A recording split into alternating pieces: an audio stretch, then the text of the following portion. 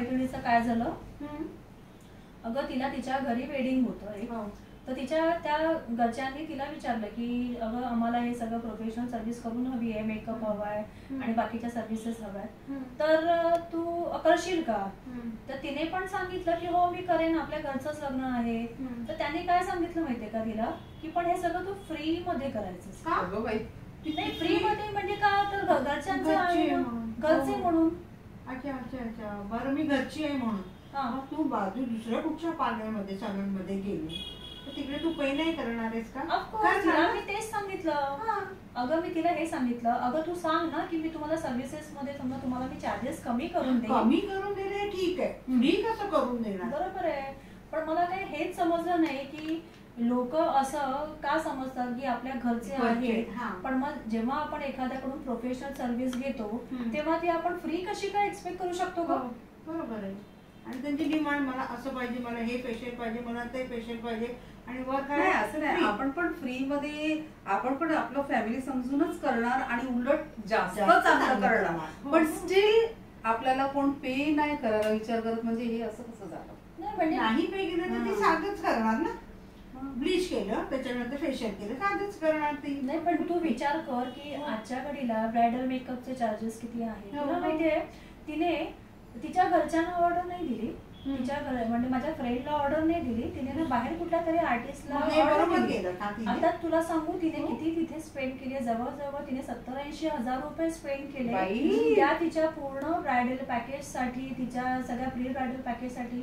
पण माझ्या मैत्रिणीकडून ती फ्री एक्सपेक्ट करत होती, असं कसं ग बाई? म्हणजे हे असं झालं ना की आपण सगळ्या फॅमिलीसाठी पण आपण फ्री आहात, जसं बाहेरचे लोक पण जसं थिंकिंग ठेवतात फॅमिली पासूनच सुरुवात होते, तर काय फायदा मग? 100%. अगं तू मला सांग, आता ऍज अ प्रोफेशनल आपण तेवढं एज्युकेशन घेतो, बरोबर आहे. आता आपण काय असं 1000 आणि 2000 मध्ये जे काही आयुष्यात केले नाही आपण, आणि आपलं हे अजून कंटिन्यू आहे. बरोबर आहे. आज एवढं 24 लाखाचा कोर्स केले तर आपण एवढेपर्यंत आपण जेव्हा एज्युकेशन घेतो, बरोबर आहे, आपण एवढं शिकतो, त्याच्यासाठी आपण एवढा वेळ दिलाय, आपला एवढा एक्सपिरियन्स असतो, आणि त्या आधारावर जेव्हा आपण काम करतो, काम सांगतो, तर लोक आपल्याला कसं काय असं टेक इट फॉर ग्रँटेड घेऊ शकतात? म्हणजे मला तर काय वाटतं, उलट आपल्या समजा घरी कुणी असे प्रोफेशनल असतील आणि समजा जर कुठलीही सर्व्हिस नॉट ओनली आपल्या फील्ड मध्ये किंवा कुठलंही असेल, तर आपण आपल्या व्यक्तींना काम द्यावं आणि त्या व्यक्तींना त्याची जी काही प्रोफेशनल फीस आहे ती नक्की द्यावी. भले आपण थोडंफार आपण कमी त्यांच्याकडून एक्सपेक्ट करू शकतो, but not exactly free, right? पण हे म्हणजे मला अगदी इतकं आश्चर्य वाटलं, मला ऐकून पण कसं वाईट वाटलं. बापरे, आपण कसे एकदम किती मेहनत करून काम करतो आणि आपण समजून पण आपण आपली क्लाइंट हे करतो, ते आपले सगळं गेले सलोन बंद सगळं करून सगळं आपण त्यांना प्रायोरिटी देतो बिकॉज ऑफ द फॅमिली, पण स्टील आपली व्हॅल्युएशन मग झिरो मध्ये मोजतात, म्हणजे काय झालं ना? नाही म्हणजे काय नाही म्हणतात ना, मला तरी वाटतं काय ना की कोणीही असू दे आपण फ्री एक्सपेक्ट करू, आणि फ्रीला व्हॅल्यू नाहीये. आणि फ्री एक्सपेक्ट का करावं? आज तुमच्या फॅमिलीमध्ये तुमची मुलं असतात, त्या लोकांना जॉबवर जातात, त्या लोकांना मंथली सॅलरी भेटते, आपण हे जे प्रोफेशन करतोय हीच आपली सॅलरी, हीच इन्कम सोर्स आहे. Exactly. Why don't they understand like this? I don't know, but this is very strange, you know. खरंच जेव्हा लोक आपल्या घरची लोक सोडून जेव्हा बाहेरच्या लोकांना काम देतात, आणि म्हणजे इट्स व्हेरी सरप्राइझिंग. तुझ्याकडे असं आहे का ग? नाही ग, नाही. माझ्याकडे माझे सगळे म्हणजे बहीण असू दे कोणी काही केलं ना तर लगेच मला पैसे देतात. अरे बरं आहे ना, म्हणजे तुझी फॅमिली खूप छान ना, फॅमिली खूप चांगली. अजून काहीतरी ऍड करतील. अच्छा, पैशांचं जसं काय कव्हर बनवून देतात, काय ते पण लपून ठेवतात, करतात. मी इकडे इकडे पैसे ठेवले.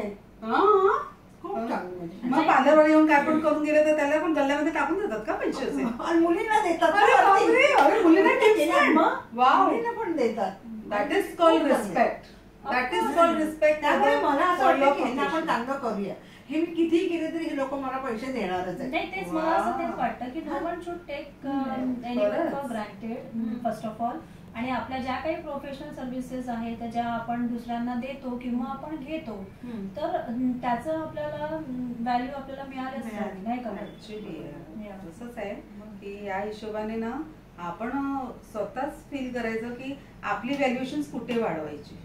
म्हणजे सगळेजण असं बोलतात हे फ्री करून द्या, ह्याच्या ब्राईड बरोबर आईला फ्री करून द्या, हे करून द्या. वाय काय आम्ही एवढं एज्युकेशन घेतलं फ्री कामासाठी करायला घेतलंय का? अजिबात नाही. आणि आमच्या फी पण तेवढ्याच महाग असतात. आमचे प्रोडक्ट बघायला गेलं तर दिवसांदिवसाने रेट वाढतो. तर मॅक बोला की काही कुठलेही ब्रँड बोला, आता 3-3 महिन्यांनी वस्तू वाढत जातात पैसे, ते पण आपण इन्व्हेस्ट करतो, ते कोणाला मोजलं जात नाही. म्हणजे आजच्या घडीला समजा जर आपल्याला एखादं महागडं फाउंडेशन जरी घ्यायचं असेल तरी ते किती महाग असतं. पण मग जेव्हा क्लायंट आपल्याकडून एक्सपेक्ट करतो किंवा आपल्या घरचेही एक्सपेक्ट करतात की अरे आपल्याला हिने फ्री करावं, तर ते तसं नाहीये ना. कारण की इव्हन आपली कॉस्ट कुठेतरी दडलेली असते की नाही.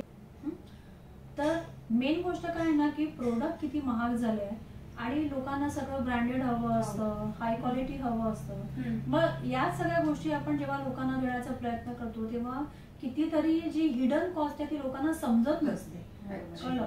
आणि म्हणूनच म्हणजे मला तरी असं वाटतं ना की कोणाची प्रोफेशनल सर्व्हिस जेव्हा आपण घेतो ना तेव्हा त्या बऱ्याचशा गोष्टींचा विचार करणं खूप गरजेचं आहे. आणि त्याच्यानुसारच म्हणजे घरचे असू दे किंवा बाहेरचे असू दे, फ्री मागू नका. फ्री मागू नका. तुम्ही कन्सेशन मागू शकता, डिस्काउंट मागू शकता, but you can't expect anything free. कारण तुम्हाला सर्व्हिस चांगली मिळणार नाही तर तुम्ही फ्री मागितलं. आणि दुसरी गोष्ट पण फ्री मागू शकत नाही असं नाही, आपण चांगलीच देणार.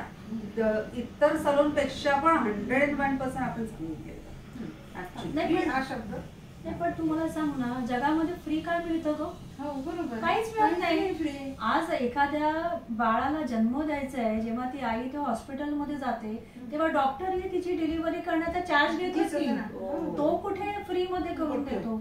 मग जर प्रत्येक प्रोफेशनल सर्व्हिसचे चार्जेस आहेत तर मग तसे आपलेही आहेत की. त्याच्यामुळे नो फ्री. काय वाटतं? बरोबर. येस.